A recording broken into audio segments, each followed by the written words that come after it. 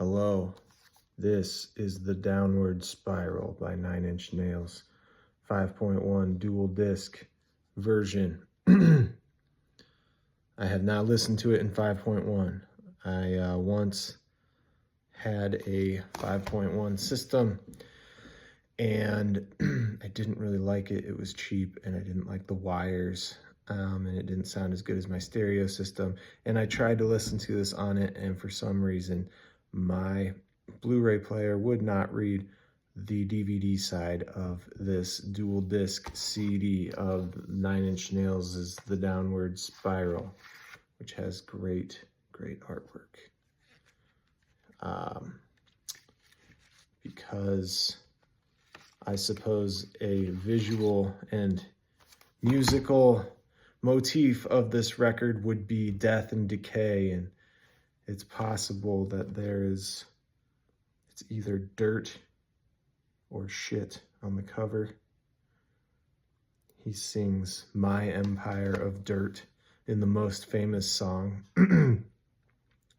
but he also says, "I wear this crown of shit," and that kind of looks like the image of Jesus's crown that you'll see from time to time, especially in Johnny Cash's music video in which he covered that same song, Hurt, written by Trent Reznor of Nine Inch Nails. I recently discovered that Trent Reznor is no longer the sole member of Nine Inch Nails. Atticus Ross is now an official member. They have done many soundtracks together throughout the past however many years. And apparently like 5 years ago, it was decided that Atticus would be an official member of the band. And as you probably know, there are many musicians who have been in the touring band of Nine Inch Nails and maybe even played on the records, I don't know. But Trent Reznor is like the OG of the blippity bloops, sitting in a computer in a recording studio all alone with drum machines and stuff. I don't know if he had a computer in the beginning. Maybe it was just drum machines, samplers, whatever. Not a laptop or a desktop. Talking late 80s here. The possibilities were not as limitless as they were now. Now basically every musical artist is some sort of, not every, but there are less people playing music together and recording it live in the studio and that whole thing, the human thing. And now it's a lot of people alone in their bedroom, in their basement, in their house, in someone else's house, for better or for worse, doing everything by themselves to a metronome, for better or for worse. But this album is fantastic. It's a classic. If you're not afraid of listening to something that might be a little edgy or abrasive or offensive or dark and loud, I think you should really listen to this record.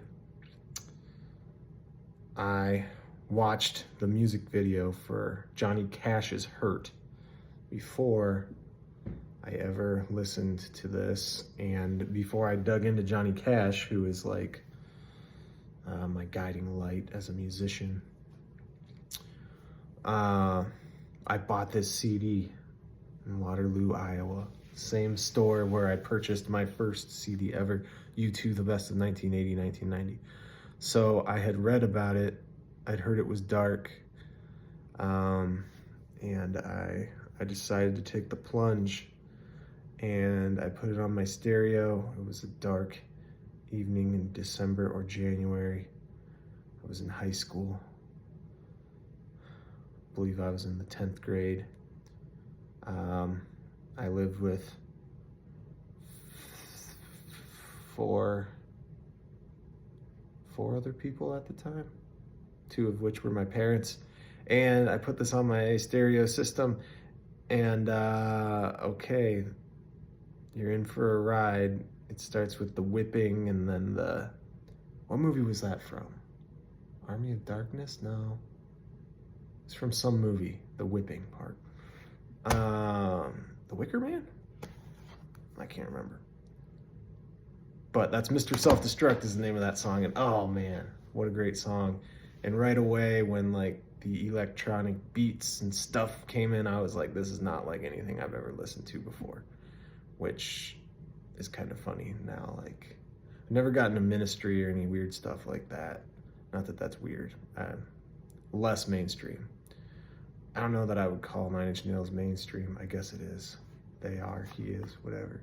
But, I mean, Piggy is obviously very different, very slow. So already, the record has my favorite thing, dynamics. The first one is loud, hard, abrasive. Piggy is slow, dreary, moody. What's the word? Cerebral, yeah.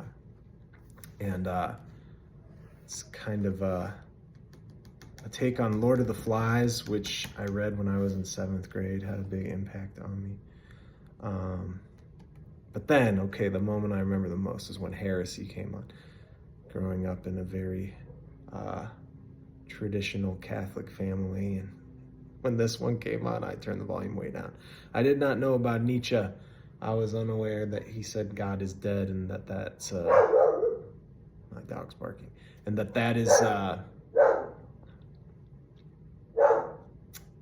like one of his trademark phrases, Friedrich Nietzsche. And so that's where the chorus of Heresy comes from. God is dead, no one cares. If there is a hell, if there is a hell, I'll see you there. But, which is a catchy chorus. He repeats it a lot. Lily, stop barking. I turned the volume way down because I didn't want my mom to hear. But, man. Also, the dual disc, the DVD has, the dog keeps barking. It has the music videos in it, which are fantastic because I see now, well, okay, March of the Pigs comes after Heresy, which is another explosive one. But Closer, who could forget that music video, right? I mean, I don't think the monkey was real. Was the monkey real? I don't know. There might be some like animal cruelty or something, or I don't know. It was made to be controversial. I don't know if it was shown on MTV because there are definitely nipples of the female variety in it. It's pretty wild. I'm not saying you should watch it, but it's a memorable one. Ruiner, The Becoming, I Do Not Want This, Big Man with the Gun. Yeah, the middle songs, they're more ethereal. They're more of the bridge from the beginning to the end. Let's put it that way. If this is like, people said it's a rock opera about a depressed, isolated, lonely person, like most people nowadays, I suppose, supposedly. Not me. I'm doing okay. Got my sweet ladies.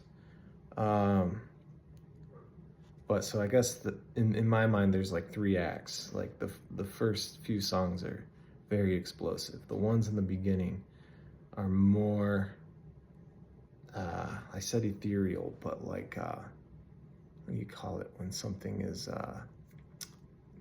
they set the ambiance, okay? Let's put it that way. Maybe, I don't know, maybe you disagree. Oh man, but then the last 5 tracks. So A Warm Place is where it starts to feel hopeful, optimistic, positive, and warm, like the title of the song. So that's like when Act 3 starts and then it goes into Eraser. How does that one go? I know I really like it. Oh yeah, it's that drum beat. And it's like, oh God, where are we going? It's like you're climbing up the roller coaster. And then Reptile is similar, but it's not, it's more droning. The Downward Spiral is more, I guess you would call that the climax, not the rising action. I don't know, that one is very dark, but it also has this like light of hope to it almost, even though it's called the Downward Spiral. And then Hurt is like the big grand finale. Apparently the character in the story blew a hole in his head or something. I don't know. It's sad. It's dark. Apparently Trent Reznor had drug issues or something, and was probably pretty depressed. And he channeled that energy into really cool music. Hurt, also, the music video, amazing, shows what is it, like a snake decaying or something, or a mongoose? I don't remember. On like a scrim, it's like a live video. I don't know, it's cool. You should see it, but my, what a beautiful song. And it's not really a question of do you like Nine Inch Nails version or Johnny Cash's version more. They're both very different. I don't know if the chord progression is exactly the same. I think it's pretty similar. But the interpretation that Johnny did was very, very different than the original. The original is more keyboards, and man, it's just fantastic. And when it just ties the whole thing up in a bow. This album's fantastic. Talking about it makes me want to listen to it. I hope it works on my Blu-ray player. I'm gonna stop talking. Thank you for watching, listening, whatever. My goal is to do 20 of these videos. Why? I don't know, just to test out the YouTube universe. See if anybody was out there that wanted to hear my thoughts on any of this crap. Because I do think about it a lot, and bringing it back to the surface of my mind is cool. Even when I don't have somebody to talk to about it in person. It's all in there. It makes me remember stuff. Oh, but so I think this is maybe number 16 out of 20. I'm not sure. I'll go back and count. Goodbye.